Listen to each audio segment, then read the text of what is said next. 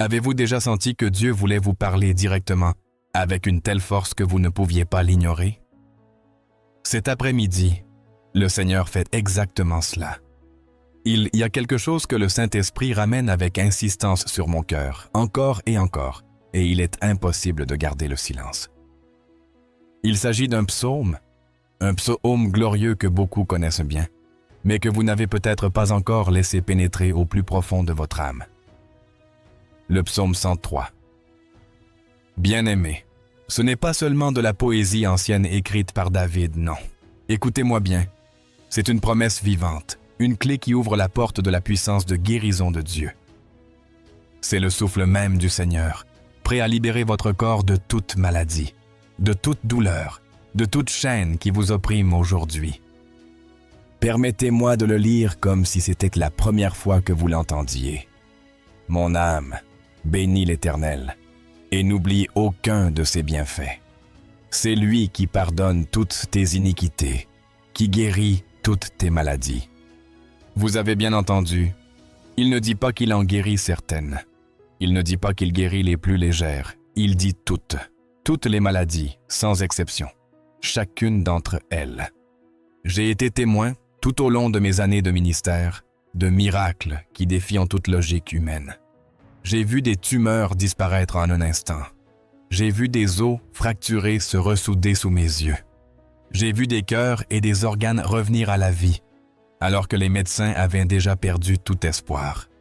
Et à chaque occasion, le miracle s'est produit lorsque quelqu'un a décidé de croire que Dieu n'est pas limité par nos diagnostics, par les rapports médicaux, par nos circonstances.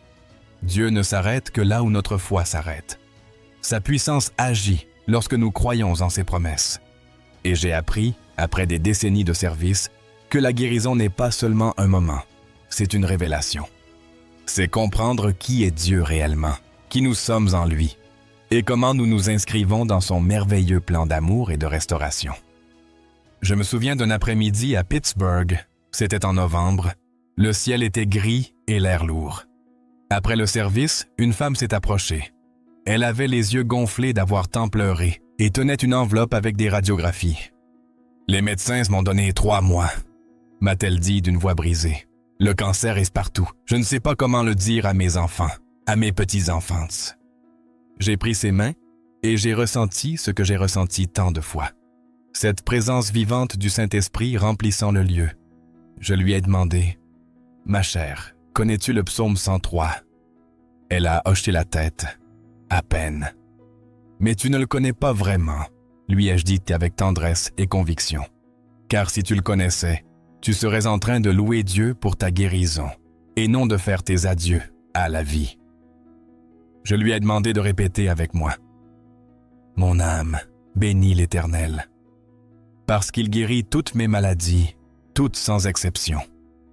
Mon cancer n'est pas plus grand que mon Dieu. » Au début, sa voix était faible, tremblante, mais à chaque fois qu'elle répétait, sa voix devenait plus ferme, plus remplie de foi.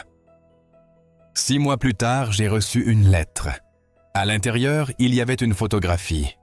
C'était elle, transformée, pleine de vie, souriante aux côtés de ses enfants et petits-enfants.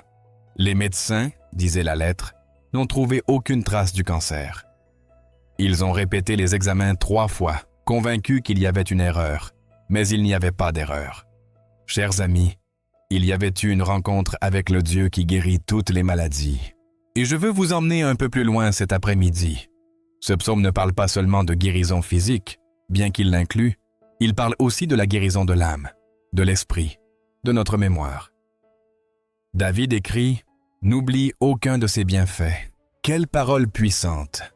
Parce que nous, êtres humains, nous nous souvenons clairement de nos douleurs, mais nous oublions facilement les bénédictions du Seigneur.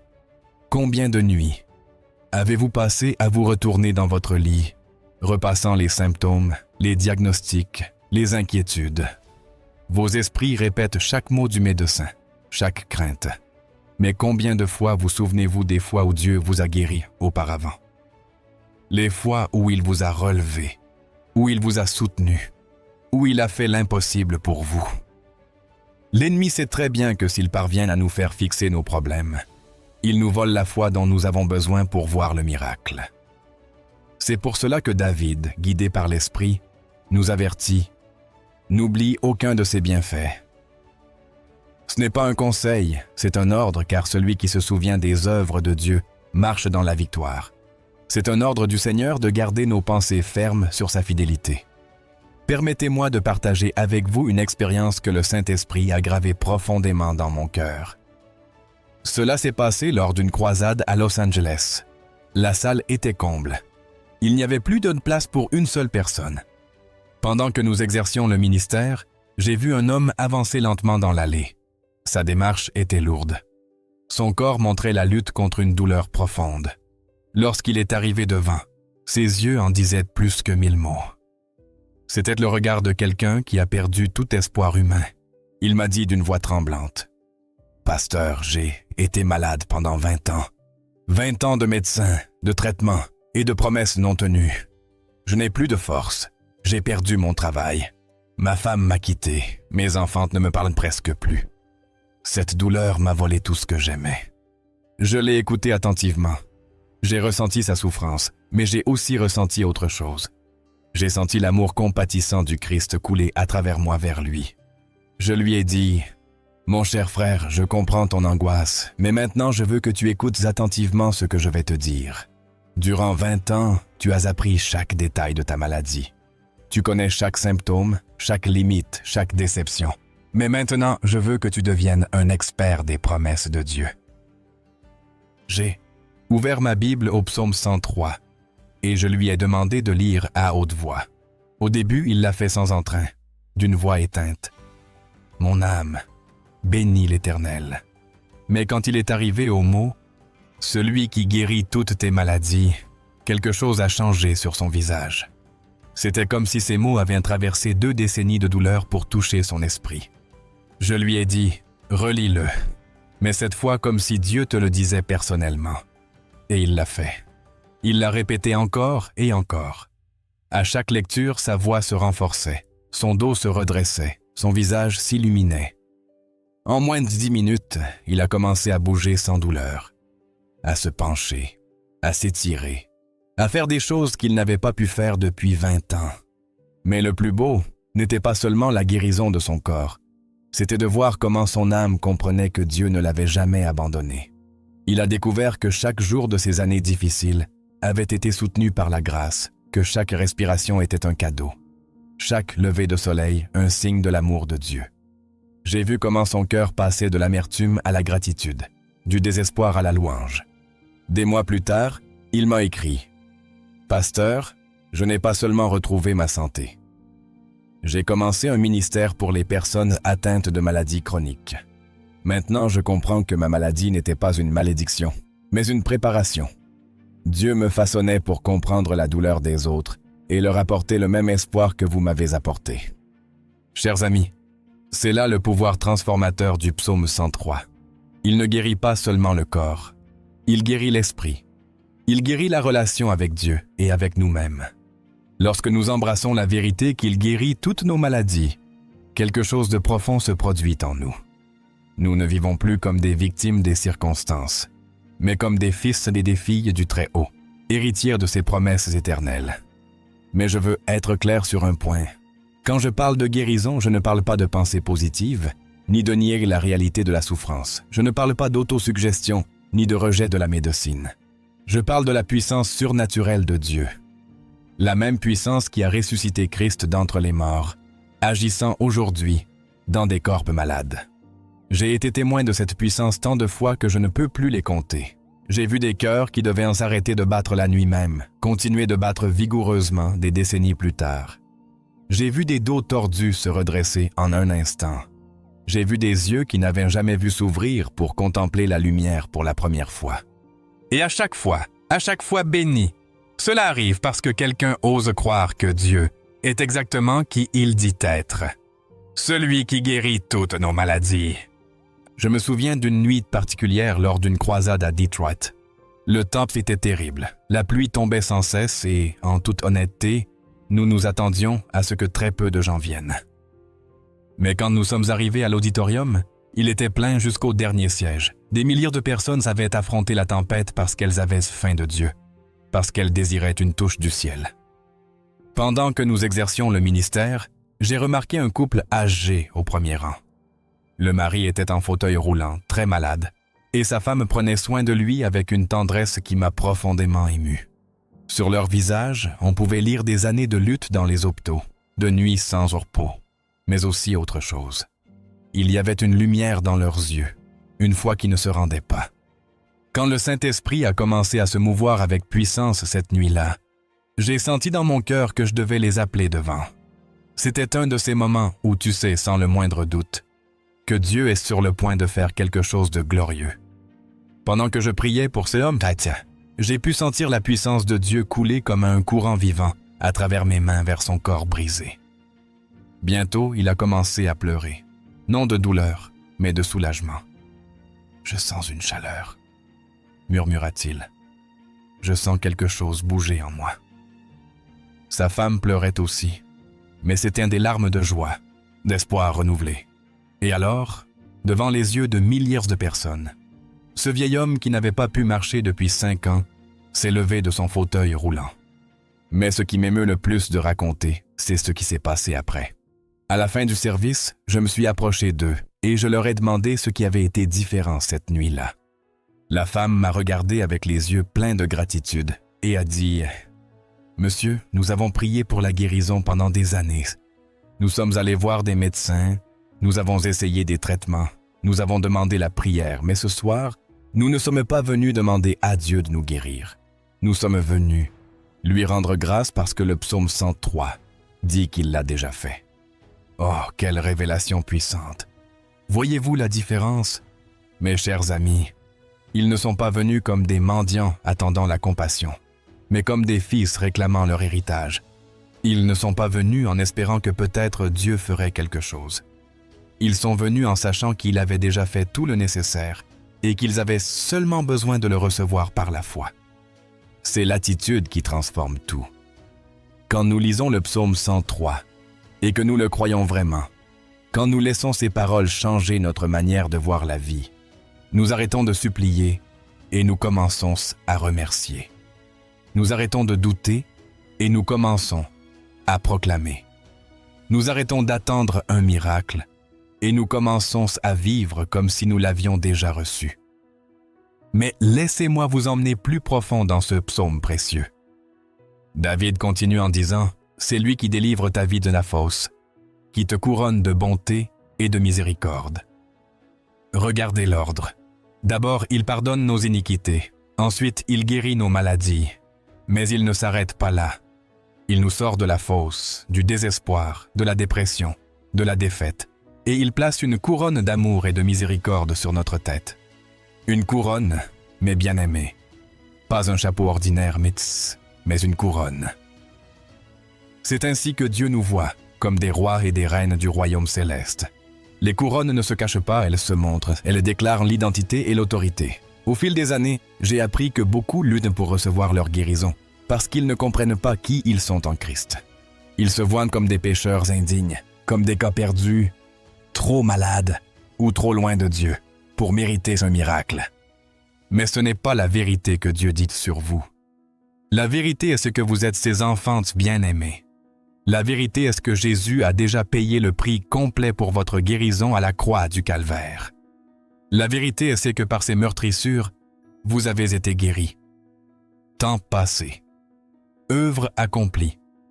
La vérité est ce que la maladie n'a pas le droit de rester dans un corps qui a été acheté par le sang de l'agneau de Dieu. Je me souviens d'une jeune femme qui a assisté à une croisade à Chicago. Elle n'avait que 30 ans, mais la maladie l'avait vieillie. Elle avait perdu la majeure partie de ses cheveux. Sa peau était grisâtre et elle marchait avec la fragilité d'une vieille femme. Après le service, elle s'est approchée de moi non pour demander la prière, mais pour s'excuser. « Monsieur », m'a-t-elle dit d'une voix faible, « je suis désolée d'être venue ce soir. Je sais qu'il y a des personnes qui méritent plus que moi d'être guéries. J'ai commis tant d'erreurs. Je ne suis pas digne d'un miracle. » Mon cœur s'est brisé en l'entendant. J'ai pris son visage entre mes mains et en la regardant dans les yeux, je lui ai dit avec l'autorité du Saint-Esprit, « ma chère fille, ne redis plus jamais, jamais que tu ne mérites pas d'être guérie. Jésus n'a pas donné sa vie pour ceux qui le méritaient, mais pour ceux qui en avaient un besoin. Et cela, mon ami, nous inclut tous. J'ai ouvert ma Bible et je lui ai montré le psaume 103.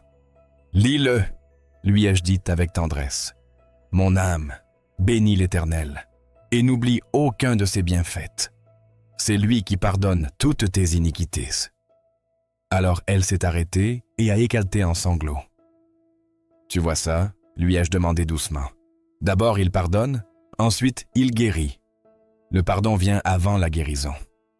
S'il t'a déjà pardonné, s'il a effacé tes erreurs, il n'y a rien qui t'empêche de recevoir ta guérison. » Elle a continué à lire « Celui qui guérit toutes tes maladies. » Cette fois, sa voix était plus ferme. « Qui te couronne de bonté et de miséricorde. » J'ai vu dans ses yeux une nouvelle lueur, une étincelle d'espoir. « C'est lui qui rassasie de biens ta vieillesse, qui te fait rajeunir comme l'aigle. » Avec ces derniers mots, son visage a complètement changé. « Comme l'aigle ?» s'est-elle exclamée. « Cela signifie-t-il que je peux être renouvelé, que je peux avoir des forces nouvelles ?» Je lui ai expliqué que l'aigle est le seul oiseau qui peut renouveler complètement ses plumes, passer par un processus de régénération qui le laisse comme neuf. « C'est cela même, lui ai-je dit, que Dieu veut faire avec toi. Te renouveler complètement, te donner de nouvelles ailes, te faire voler à nouveau. » À ce moment-là, j'ai posé mes mains sur elle et j'ai élevé une prière simple. « Seigneur Jésus, ta parole déclare que tu guéris toutes les maladies. Cette fille à toi croit en ta parole. Je crois aussi en ta parole. Maintenant, nous demandons que tu manifestes ce que tu as déjà fait au calvaire, qu'elle soit renouvelée comme l'aigle au nom de Jésus. Amen. » Il n'y a pas eu de feu d'artifice ni de manifestation grandiose, juste une paix profonde qui a rempli le lieu. Mais cette paix était la preuve de la présence de Dieu. Et là, où est la présence de Dieu? Il y a toujours la guérison. 2 ans plus tard, j'ai reçu une invitation de mariage avec une photo. C'était la même jeune femme, mais complètement transformée. Ses cheveux étaient abondants et brillants, sa peau resplendissante, ses yeux pleins de vie et de joie. Dans la lettre qui accompagnait l'invitation, elle disait « Monsieur Kuhlmann, cette nuit-là, je n'ai pas seulement reçu ma guérison physique, mais une révélation de qui je suis réellement en Christ. J'ai compris que je ne suis pas le résultat de mes erreurs, mais le chef-d'œuvre de Dieu. Et quand je l'ai enfin cru, tout mon corps s'est aligné avec cette vérité. » C'est ce qui arrive, chers amis. Quand nous comprenons vraiment le psaume 103, nous ne recevons pas seulement la guérison physique, bien que nous la recevions, mais nous recevons une révélation complète de notre place dans le cœur de Dieu. Nous comprenons que nous sommes aimés sans condition, que notre valeur n'a pas de mesure, que nous sommes héritiers de promesses éternelles. Mais laissez-moi vous parler d'une autre vérité puissante qui se cache dans ce psaume. David dit « Mais autant les cieux sont élevés au-dessus de la terre, autant sa bonté est grande pour ceux qui le craignent. » Pouvez-vous imaginer cela? La distance entre le ciel et la terre ne peut être mesurée. Les scientifiques disent qu'il s'agit de millions et de millions de kilomètres, et c'est la mesure de la miséricorde de Dieu envers nous. Cela signifie que peu importe la gravité de votre situation, combien de temps vous avez souffert, ou combien de médecins ont dit qu'il n'y a pas d'espoir. La miséricorde de Dieu est plus grande que tout cela. Elle est plus haute que le diagnostic le plus décourageant. Elle est plus profonde que la douleur la plus intense. Elle est plus large que la maladie la plus répandue. J'ai vu cette miséricorde en action des milliers de fois. Je me souviens d'un homme qui est arrivé à l'une de nos réunions en ambulance. Les ambulanciers l'ont amené sur une civière parce que son corps était si faible qu'il ne pouvait pas s'asseoir, et encore moins marcher. Les médecins avaient fait tout leur possible, mais sa vie s'éteignait lentement. Sa femme marchait à côté de la civière en priant à voix basse, s'accrochant au dernier fil d'espoir. Quand je me suis approché pour prier pour lui, j'ai vu qu'il était très proche de la mort. Sa respiration était lourde, sa peau avait ce ton gris que je connais bien. Ses yeux pouvaient à peine se fixer. Mais à cet instant, j'ai ressenti quelque chose que j'ai expérimenté dans les moments de guérison les plus puissants. J'ai senti la miséricorde de Dieu descendre comme un nuage. C'était si réel, si palpable, qu'il semblait qu'on pouvait la toucher. Si vrai que ceux qui étaient proches ont commencé à pleurer sans savoir pourquoi. J'ai posé ma main sur son front et j'ai dit d'une voix ferme, « Seigneur, ta miséricorde est plus haute que les cieux. Ta miséricorde est plus grande que cette maladie. Ta miséricorde est exactement ce dont cet homme a besoin maintenant. » Et à ce moment-là, oui, juste à cet instant, j'ai vu la couleur revenir sur son visage, ses yeux se focaliser à nouveau, sa respiration devenir calme et ferme. En moins de 5 minutes, cet homme qui était arrivé en ambulance s'est redressé sur la civière. En 10 minutes, il était assis, et en 15 minutes, il s'est mis debout. Les ambulanciers regardaient avec étonnement, sans pouvoir croire ce qu'ils voyaient, et ça. Sa femme criait de joie, et lui, les larmes roulant sur ses joues, répétait encore et encore « Sa miséricorde est plus grande. Sa miséricorde est plus grande. » Cette phrase est devenue son témoignage, son ministère. Parce que, chers amis, quand on vit dans sa propre chair la miséricorde de Dieu d'une manière aussi puissante, on ne peut pas garder le silence. Nous devons le raconter. Nous devons dire au monde entier que peu importe à quel point la situation semble impossible, la miséricorde de Dieu est toujours plus grande. Mais il y a autre chose dans ce psaume que je veux que vous compreniez profondément. David écrit « Comme un père a compassion de ses enfants, l'Éternel a compassion de ceux qui le craignent. » C'est une image merveilleuse du cœur de notre Dieu. Il n'est pas un juge froid et distant attendant de nous punir pour nos fautes. Il est un père aimant qui est ému en voyant notre douleur. Que fait un père quand son enfant est malade? Il ne le gronde pas d'être malade. Il ne lui dit pas qu'il le mérite. Il ne l'abandonne pas quand il a le plus besoin de lui. Un père aimant fait tout ce qui est en son pouvoir pour apporter guérison et restauration à son fils. Et c'est exactement ce que fait notre Père céleste avec nous. J'ai vu cette compassion divine se manifester de manières qui m'ont laissé sans voix. Je me souviens d'une nuit lors d'une croisade à New York, quand une mère est arrivée avec son petit garçon de 8 ans. L'enfant était né avec une condition que les médecins considéraient comme incurable. Ses petites jambes étaient si déformées qu'il ne pouvait pas marcher normalement. Les médecins avaient suggéré plusieurs chirurgies, sans garantie d'amélioration. Quand la mère s'est approchée de moi avec l'enfant dans les bras, j'ai vu dans ses yeux l'amour inébranlable d'une mère prête à tout pour son fils. « Madame Kuhlman, m'a-t-elle dit, j'ai amené mon enfant de très loin. J'ai dépensé tout ce que j'avais en médecins et traitements, mais je sais que Dieu peut faire ce que la médecine ne peut pas. » J'ai pris le petit dans mes bras, et il m'a regardé avec ses yeux grands et purs que seuls les enfants ont. Il n'y avait pas d'amertume en lui, pas de doute, seulement une confiance simple, propre. Je lui ai demandé s'il connaissait Jésus, et avec un sourire qui a illuminé tout son visage, il m'a dit « Oui, Jésus m'aime. Maman me lit des histoires sur lui tous les soirs. » À ce moment-là, j'ai senti la compassion du Père céleste couler à travers moi vers ce petit. C'était la même compassion que Jésus a ressentie quand il regardait les malades et les affligés durant son ministère sur terre. C'était de l'amour pur, sans condition, sans limite. J'ai prié pour lui avec l'autorité qui vient du fait de savoir que l'on est en harmonie avec le cœur du Père et devant les yeux de milliers de personnes. Les jambes de l'enfant ont commencé à se redresser. Les os qui avaient été déformés depuis sa naissance se sont alignés parfaitement. Les muscles qui n'avaient jamais fonctionné se sont renforcés. Quand je l'ai posé au sol, il a fait ses premiers pas normaux de ses 8 ans de vie. Sa mère s'est évanouie d'émotion. Toute l'assemblée s'est levée en criant de joie.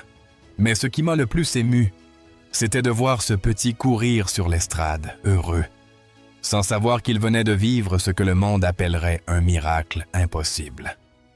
Pour lui, c'était simplement Jésus étant Jésus. C'était l'amour du Père se manifestant de la manière la plus naturelle du monde.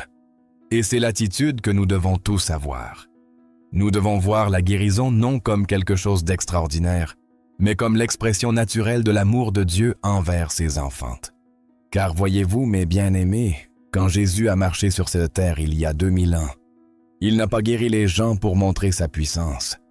Il les a guéris parce qu'il les aimait Ce n'était pas pour impressionner les foules, bien que sans doute il l'ait fait. C'était parce que le cœur du Père est ému face à la souffrance de ses enfantes. Et ce même Jésus qui a fait marcher les boiteux, qui a rendu la vue aux aveugles, qui a ressuscité les morts, est le même hier, aujourd'hui et éternellement. Il n'a pas changé. Son amour n'a pas diminué. Sa puissance ne s'est pas affaiblie. Son désir de guérir ses enfants reste le même. Le problème n'a jamais été le manque de volonté de Dieu. Le problème a été notre manque de foi, notre manque de compréhension de qui nous sommes en lui, notre tendance à croire plus en ce que disent les médecins qu'en ce que déclare la parole de Dieu. Mais le psaume 103 brise toutes ces barrières et nous rappelle qui est vraiment Dieu. Il nous déclare ce qui est déjà une réalité dans le royaume spirituel. Quand David a écrit sous l'inspiration du Saint-Esprit que Dieu guérit toutes tes maladies, il ne parlait pas d'un désir ni d'un espoir incertain. Il proclamait une vérité éternelle qui transcende le temps et les circonstances. Dans le royaume de Dieu, nous avons déjà été guéris. Dans le royaume de Dieu, la maladie n'a pas le droit de rester. Nous sommes exactement ce qu'il dit que nous sommes, ses fils et filles bien-aimés, couronnés de bonté et de miséricorde, renouvelés comme les aigles. Le défi est d'amener cette vérité céleste dans notre vie terrestre. Cela arrive quand nous méditons sur le psaume 103, quand nous le déclarons avec foi, quand nous laissons ces paroles façonner notre pensée et notre cœur. Permettez-moi de vous raconter une expérience qui a marqué ma vie avec ce psaume. C'était durant une campagne difficile dans le sud du pays. Il y avait beaucoup d'opposition, beaucoup de critiques, et sincèrement, je me sentais épuisé. La fréquentation était faible, les manifestations de guérison semblaient rares, et je me demandais si j'accomplissais vraiment le but que Dieu m'avait confié. Une nuit, après un service particulièrement dur, je me suis retiré dans ma chambre d'hôtel. Me sentant vaincu, j'ai ouvert ma Bible en cherchant du réconfort et mes yeux se sont posés sur le psaume 103. Mais cette fois, je ne l'ai pas lu comme un message pour les autres, mais comme une parole personnelle pour moi. Mon âme bénit l'Éternel, ai-je lu, mais mon âme ne se sentait pas bénie. J'étais fatigué, abattu, douteux. Et le verset a résonné. N'oublie aucun de ses bienfaits. C'est alors que le Saint-Esprit a commencé à parler à mon cœur. Je me suis souvenu de toutes les fois où Dieu avait été fidèle, toutes les guérisons dont j'avais été témoin, les vies transformées, les provisions exactes au moment précis. C'est lui qui pardonne toutes tes iniquités. J'ai pensé à mon propre salut, au jour où j'ai su avec certitude que mes péchés avaient été pardonnés complètement. Celui qui guérit toutes tes maladies. Je me suis souvenu de ma guérison personnelle, non seulement physique, mais aussi émotionnelle et spirituelle. Les blessures qu'il avait fermées dans mon âme, les traumatismes qu'il avait transformés en témoignages de grâce, qui te couronnent de bonté et de miséricorde. J'ai compris que mon ministère n'était pas un fardeau, mais une couronne, un privilège divin. C'est lui qui rassasie de biens ta vieillesse, qui te fait rajeunir comme l'aigle. J'ai senti de nouvelles forces dans mon corps fatigué, une nouvelle vision dans mon esprit embrouillé, un nouveau but dans mon cœur douteux. Quand j'ai fini de méditer sur ce psaume, j'étais un homme complètement renouvelé. Rien n'avait changé à l'extérieur. Les mêmes défis étaient toujours là. Les mêmes critiques continuaient de résonner. Mais j'avais été transformé de l'intérieur par la puissance de la parole de Dieu. Et ce renouveau s'est reflété immédiatement dans le ministère. La nuit suivante, l'auditorium était plein. La présence de Dieu était si palpable que les gens commençaient à la guérir avant que je ne prie. Ce fut l'une des nuits les plus glorieuses que j'ai vécues. Tout a changé parce que j'ai expérimenté le pouvoir transformateur du psaume 103. Parce que, chers amis, nous ne pouvons pas donner ce que nous n'avons pas. Nous ne pouvons pas exercer le ministère de la guérison si nous ne vivons pas d'abord dans la réalité des promesses de Dieu. Mais quand nous embrassons ces vérités et les faisons nôtres de manière intime, elles deviennent un fleuve de vie qui coule à travers nous vers les autres. Et voici quelque chose d'essentiel que je souhaite partager avec vous.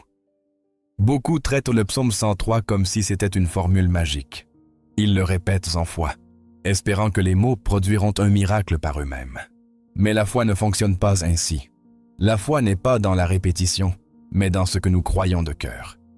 Quand David a écrit ce psaume, il ne créait pas un rituel, il partageait une révélation.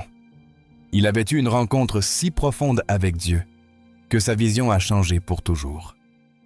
Il a compris qui était Dieu et qui il était devant son Créateur.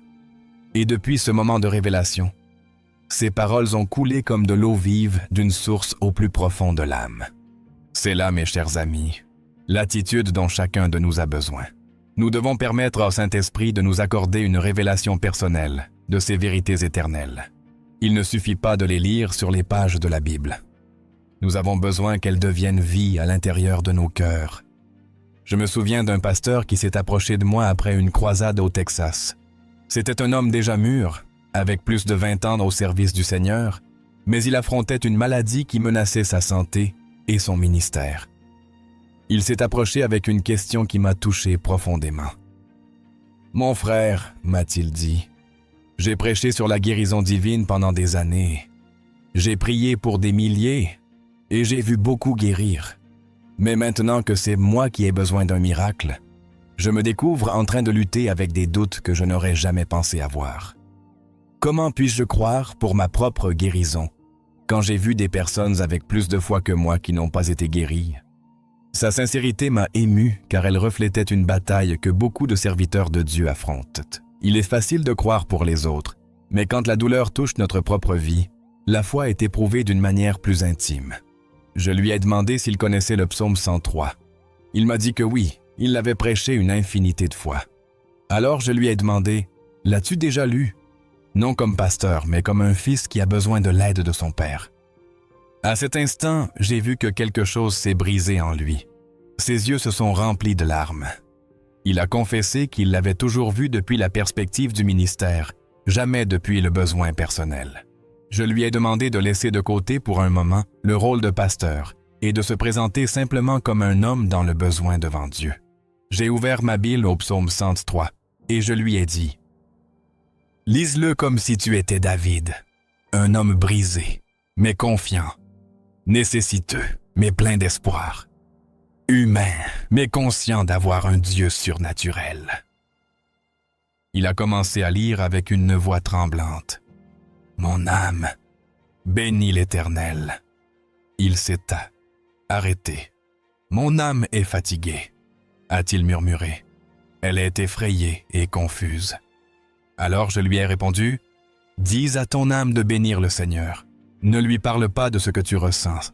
Parle-lui de qui il est. » Il a continué à lire. Et n'oublie aucun de ses bienfaits. Il a fait une autre pause. « J'ai oublié, » a-t-il admis. « Je me suis tellement concentré sur ma maladie que j'ai oublié toutes les fois où il m'a soutenu. » Fais une liste mentale de ses bienfaits. Nous avons passé plusieurs minutes à nous souvenir. Il a mentionné son salut, son appel au ministère, sa femme fidèle, ses enfants en bonne santé. Les fois où Dieu a pourvu miraculeusement, les vies transformées à travers son service. Avec chaque souvenir, sa voix se renforçait, sa posture se redressait. Quand il est arrivé au verset « C'est lui qui pardonne toutes tes iniquités, qui guérit toutes tes maladies », quelque chose a changé sur son visage. Il ne lisait plus. Il proclamait une vérité vivante sur un Dieu qu'il connaissait personnellement et qu'il aimait sans condition. « Celui qui guérit toutes tes maladies. » Il a répété avec une nouvelle autorité. « Toutes, pas certaines, toutes. » À ce moment-là, j'ai vu la foi renaître dans son cœur. Ce n'était pas la foi en une doctrine, mais en une personne, la foi en son Père céleste, qui avait promis d'être son guérisseur. 6 mois plus tard, j'ai reçu une lettre.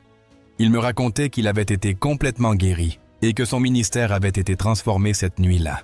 Il a écrit « Je n'ai pas seulement reçu la guérison, mais une révélation nouvelle de qui est Dieu et de qui je suis en lui. Ma prédication a changé, ma foi a changé, ma vie a changé. Et maintenant je vois plus de miracles que dans toutes mes années précédentes réunies. Voyez-vous la différence, mes bien-aimés? » Quand le psaume 103 cesse d'être seulement une connaissance et devient une révélation personnelle, tout change. Quand ces paroles descendent de l'esprit au cœur, de l'intellect à l'esprit, elles se transforment dans une force vivante qui renouvelle, guéris et relèves. Mais je veux être pratique avec vous. Une chose est de comprendre ces vérités avec la tête, et une autre est de les vivre jusqu'à voir des résultats dans la vie quotidienne. Premièrement, comprenez que ce psaume doit devenir votre confession quotidienne. Pas de temps en temps, pas seulement quand vous êtes malade, mais chaque jour au réveil. Déclarez « Mon âme, bénis l'Éternel, car il pardonne toutes mes iniquités et guérit toutes mes maladies. » Remarquez que j'ai dit « déclarer », pas supplier. Quand nous déclarons, nous affirmons un fait. Nous nous alignons avec la parole de Dieu. Et cela, mes amis, ouvre la porte au miracle. Nous mettons nos paroles en harmonie avec ce que Dieu a déjà déclaré à notre sujet. Deuxièmement, nous devons méditer chaque phrase jusqu'à ce qu'elle devienne vie en nous. Plus que de simples mots, quand il dit « Pardonne toutes tes iniquités », arrêtez-vous un moment. Pensez à chaque chute, à chaque erreur commise, à la culpabilité que vous avez portée pendant des années, et ensuite laissez la vérité du pardon total de Dieu pénétrer votre cœur. Car si vous ne pouvez pas recevoir son pardon, vous ne pourrez pas non plus recevoir sa guérison. La culpabilité et la condamnation éteignent la foi. Quand vous arrivez au verset qui dit « Guéris toutes tes maladies », voyez-vous complètement sain. Ne fixez pas votre attention sur les symptômes du présent, mais sur la réalité de ce que Dieu dit sur vous. Imaginez-vous en train de courir, de sauter, de vivre avec joie en pleine santé, car la foi voit la fin avant même que le chemin ne commence. Résistez à la tentation de mesurer l'efficacité de ce psaume selon ce que vous ressentez dans votre corps en ce moment. La guérison divine arrive parfois en un instant, mais d'autres fois elle arrive petit à petit. Certaines personnes sentent la touche de Dieu immédiatement, mais d'autres doivent marcher par la foi jusqu'à ce que l'invisible devienne visible. J'ai vu beaucoup de gens ici être guéris instantanément, sachant à ce moment même que Dieu les avait touchés. Mais j'en ai aussi vu d'autres être guéris dans l'esprit, bien que leur corps ait mis des jours, des semaines ou même des mois à le refléter. Dans les deux cas, la guérison était réelle. Dans les deux cas, Dieu a accompli sa parole. La seule chose qui a varié a été le temps de manifestation, non la véracité du miracle. Je me souviens spécialement d'une femme lors d'une croisade en Californie. Elle était aveugle d'un œil depuis plus de 10 ans.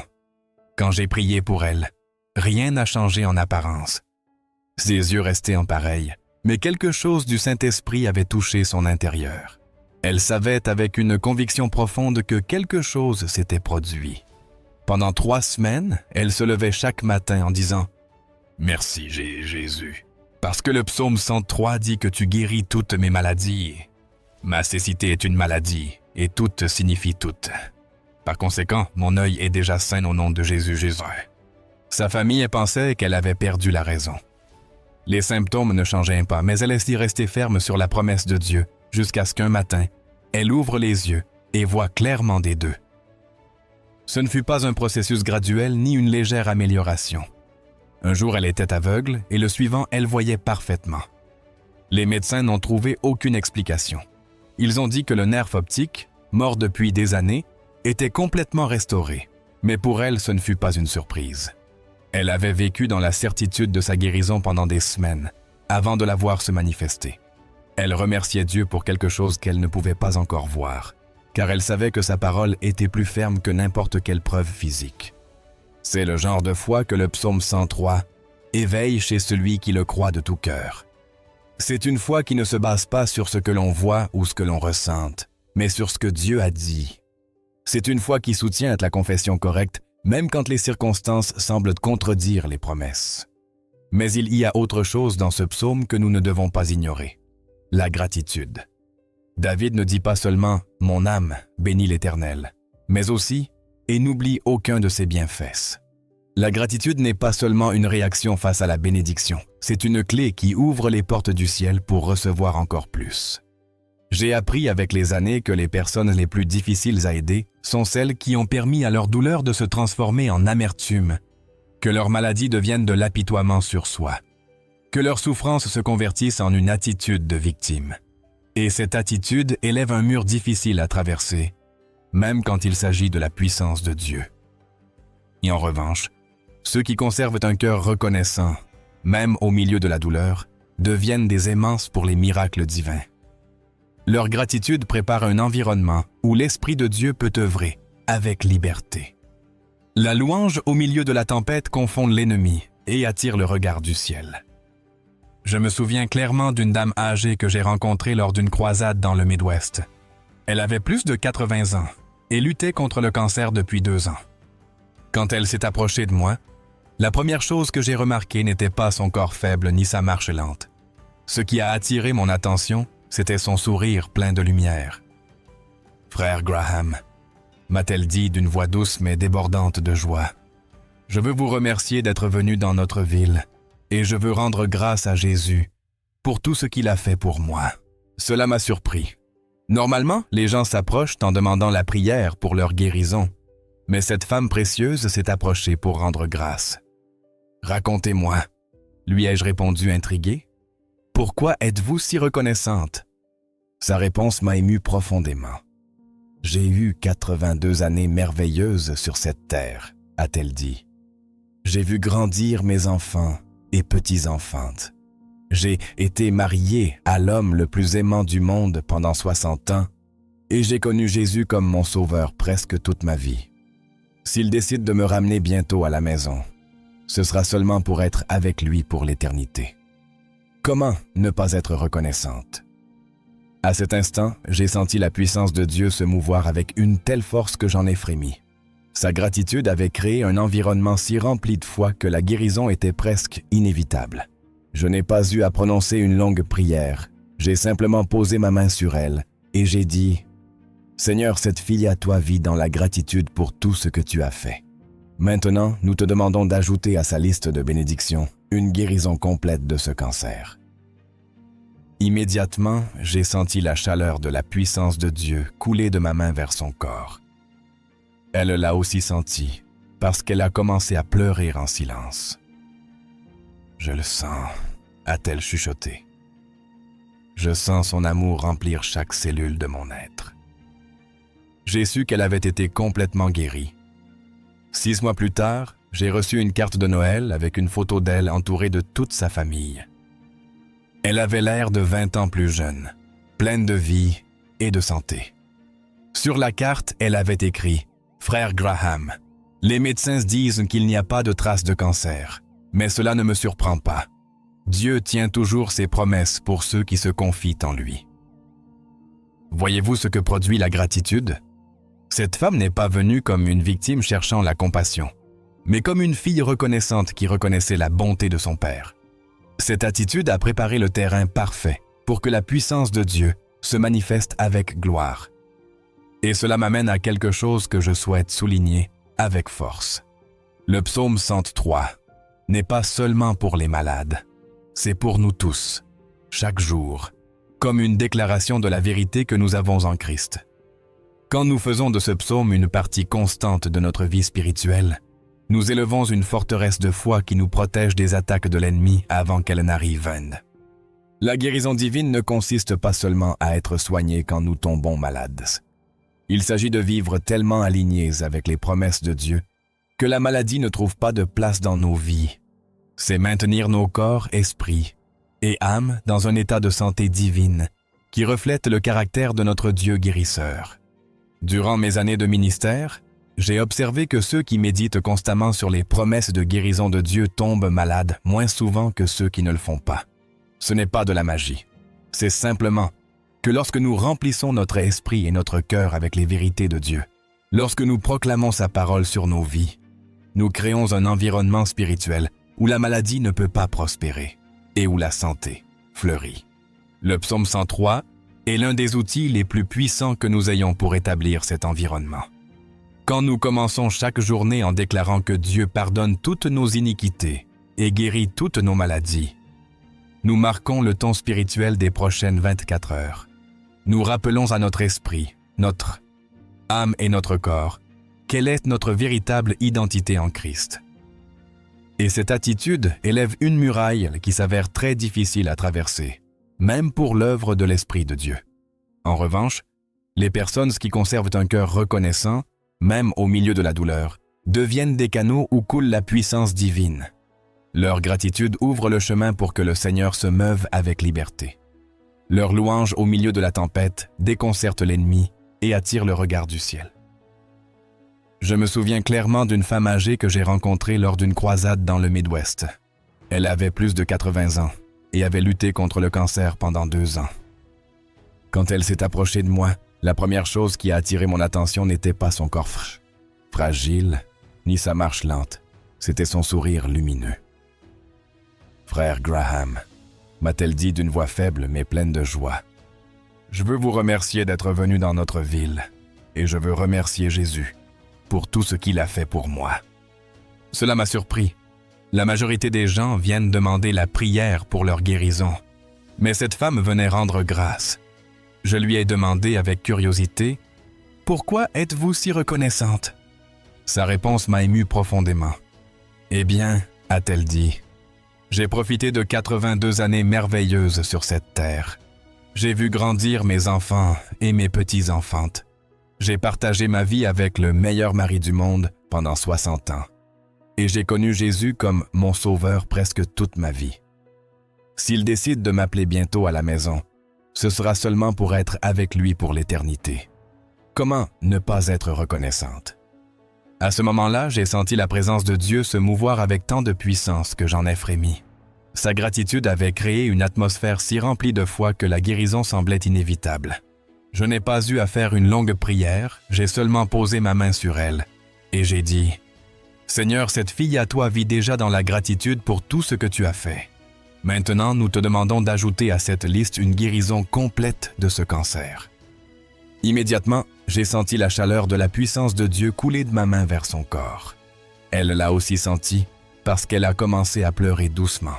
« Je le sens », a-t-elle chuchoté. « Je sens son amour remplir chaque cellule de mon être. » À cet instant, j'ai su qu'elle avait été guérie complètement.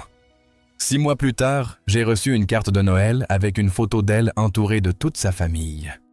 Elle avait l'air de 20 ans plus jeune, complètement saine et rayonnante. Sur la carte, elle avait écrit « Frère Graham, les médecins disent qu'il n'y a pas de trace du cancer, mais cela ne me surprend pas.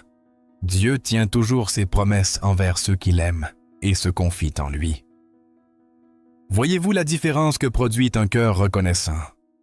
Cette femme n'est pas venue comme une victime qui supplie, elle est venue comme une fille reconnaissante qui reconnaît la bonté de son Père céleste. La guérison divine ne consiste pas uniquement à être soigné quand nous tombons malades. Il s'agit aussi de vivre dans une telle communion avec les promesses de Dieu que la maladie n'a pas de place dans nos vies. Il s'agit de maintenir nos corps, esprits et âme dans un état de santé qui reflète la nature de notre Dieu guérisseur. Tout au long de mes années de ministère, j'ai vu que ceux qui méditent fréquemment sur les promesses de guérison de Dieu ont tendance à tomber malades moins souvent que ceux qui ne le font pas. Ce n'est pas de la magie. C'est le résultat naturel de garder nos cœurs et pensées remplis des vérités de Dieu. Quand nous proclamons sa parole sur nos vies, nous créons un environnement spirituel où la maladie ne prospère pas et la santé fleurit.